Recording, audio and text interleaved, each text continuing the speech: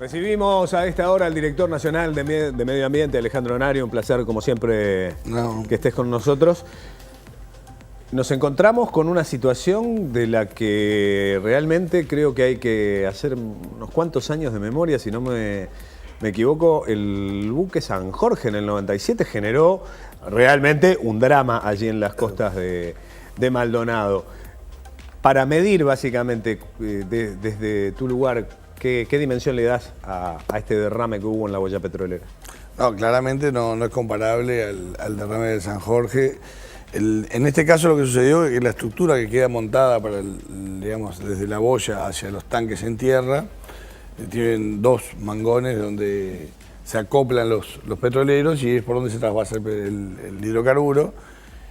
Debido a la tormenta tuvieron una falla, uno de ellos, y el parte del hidrocarburo que tenía contenido en su interior se perdió, digamos. O sea que estamos hablando de volúmenes totalmente inferiores a lo que puede ser un accidente en un trasvase o con un petrolero que encalle, como hemos visto en alguna situación en Alaska u otros países que generan miles de metros cúbicos de petróleo. Acá estamos hablando de una cantidad relativamente chica. De todas maneras, obviamente, desata todos los sistemas de emergencia, de control, de coordinación.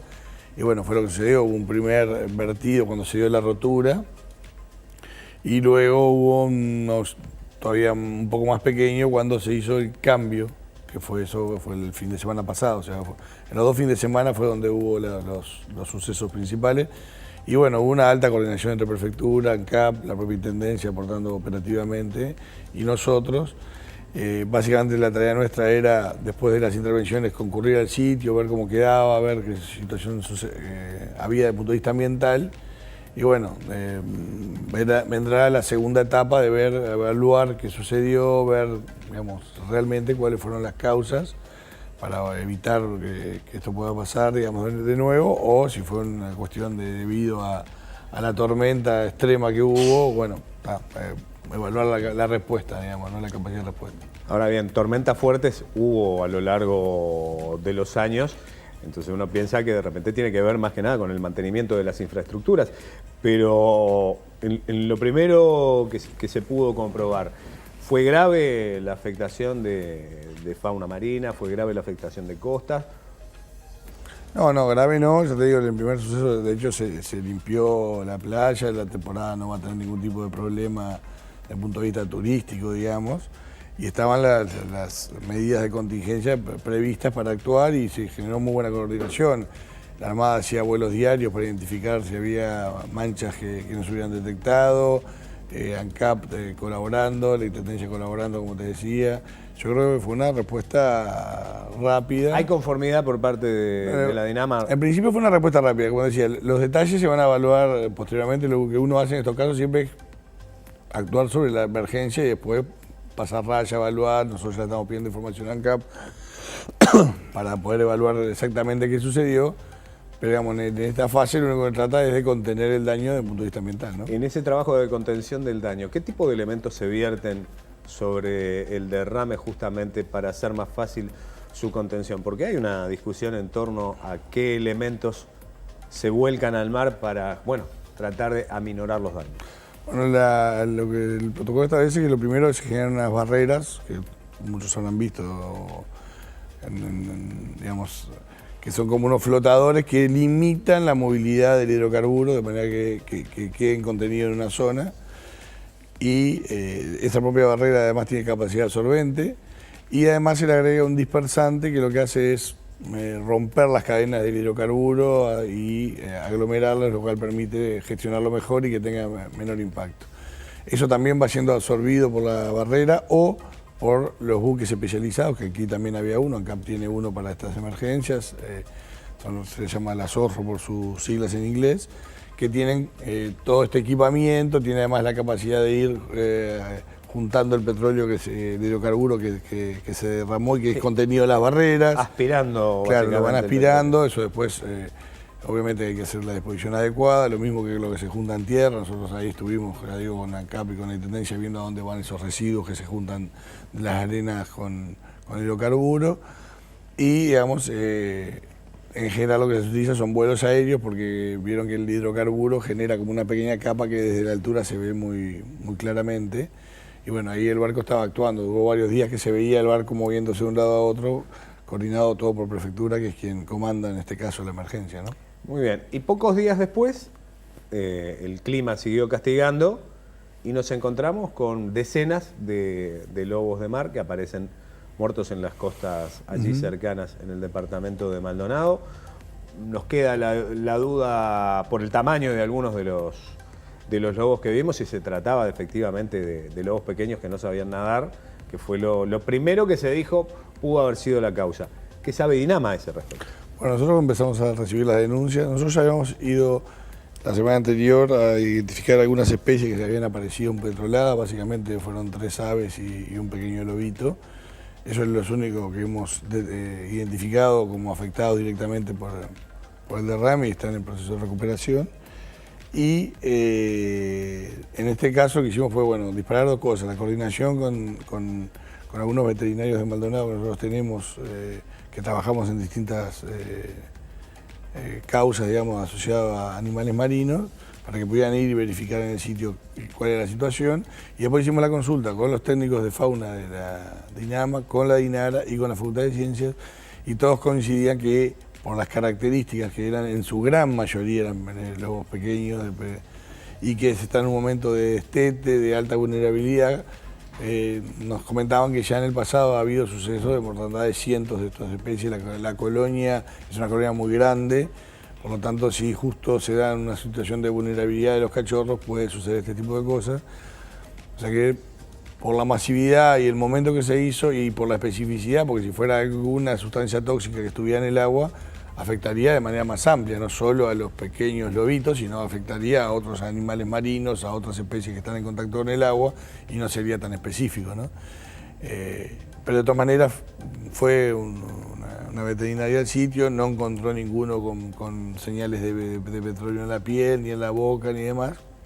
El primer día nosotros hubiéramos querido hacer una necropsia, pero la Intendencia, limpiando la playa, que es parte de su responsabilidad, ya los había llevado al vertedero, por lo tanto no pudimos hacerlo. Y claro, al siguiente ahí día... se generó cierta susceptibilidad en el sentido de decir, bueno, no hubo posibilidad de analizar los restos de ninguno de los lobos para establecer claramente las causas de... No, ese día no, pero al día siguiente la Intendencia después que nosotros comunicamos que queríamos hacer ese estudio, la Intendencia nos indicó que había recogido alguna espécimen más y que nos dijo dónde estaba, y bueno, fueron a hacerlo, así que en breve vamos a terminar de tener la confirmación con la necropsia, que es lo que va a terminar de confirmar la situación, pero todos los expertos nos indican que es un suceso, es un fenómeno que cada tanto, cuando se da esto, del momento de vulnerabilidad de los pequeños lobos que están en el momento de destete y demás, más tormentas de este tipo, se han dado mortandades importantes parecidas a la que hubo ahora, ¿no? Ahora bien, desde su lugar, infraestructuras como la boya petrolera de José Ignacio, ¿son riesgosas? ¿Tienen sentido de existir? ¿Debería pensarse en otro tipo de solución para hacer el trasiego del crudo que compra nuestro país para el procesamiento en La Teja, para el refinado? Las operaciones asociadas al manejo de hidrocarburos siempre tienen un nivel de riesgo en situaciones marinas. Lo que uno tiene que hacer es generar el sistema de, como te decía, de mantenimiento, contingencia, para disminuir al mínimo el riesgo. El riesgo cero no existe, siempre puede haber alguna contingencia, alguna mala operación humana, algún atraque como fue lo de San Jorge. Pero sin duda que probablemente si hoy se analizara la situación, no sé si ese sería el mejor lugar.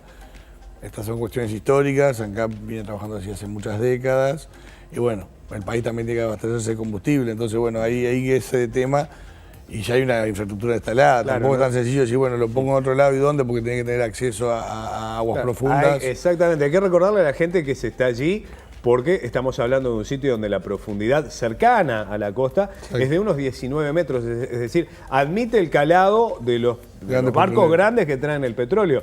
No es posible que un petrolero ingrese, por ejemplo, a los 14 metros de profundidad del puerto metropolitano.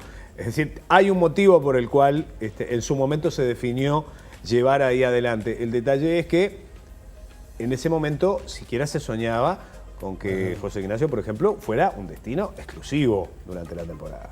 Sí, por eso implica que hay que redoblar los esfuerzos en medidas de prevención.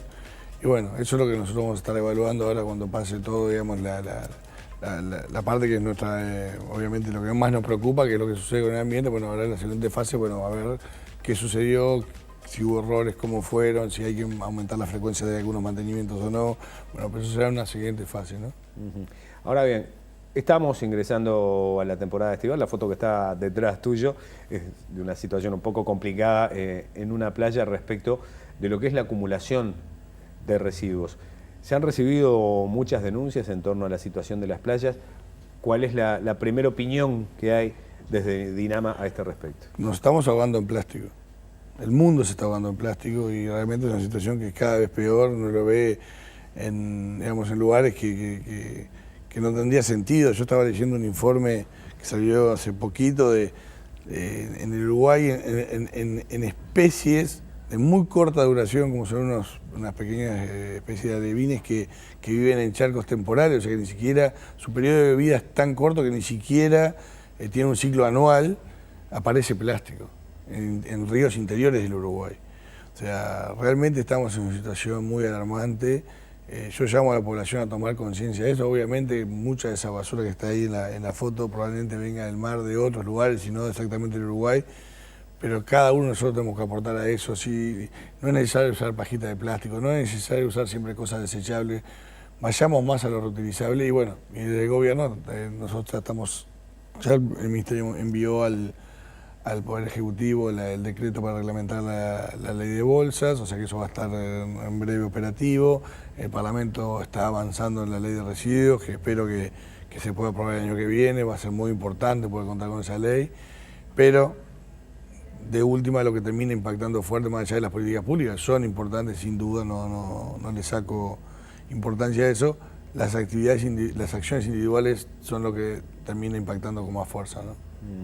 No quiero terminar sin preguntarte respecto de una situación que se puso de manifiesto el último mes, que es la intención de UTE de elevar a la cota 81 lo que es el lago del Rincón del Bonete. Eso generó alarma en algunos productores que decían, bueno, vamos a tener miles de hectáreas que van a ser inundadas por el agua, pero además, particularmente en Tacuarembó y en su balneario Estrella, la preocupación de la desaparición de la playa. Hay que decir que desde hace 70 años una ley prevé que la cota del Rincón del Bonete pueda llegar a los 86 metros y que se sostiene que normalmente cuando hay abundante agua se llega a la cota 81 con relativa frecuencia.